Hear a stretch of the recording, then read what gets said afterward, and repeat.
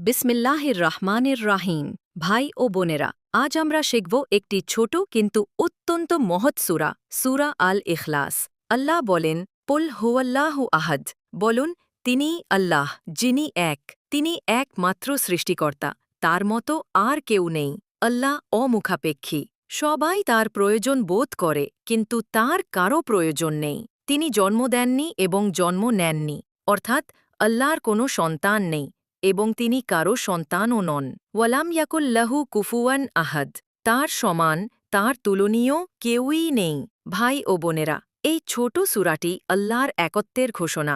এটি আমাদের শেখায় আল্লাহ এক, তিনি অমুখাপেক্ষী, তিনি চিরঞ্জীব, তার মতো কেউ ছিল না, নেই আর হবে না। রসূলুল্লাহ বলেছেন, যে ব্যক্তি সূরা আল ইখলাস ৩ বার পাঠ করে, সে যেন পুরো কোরআন তেলাওয়াত করল।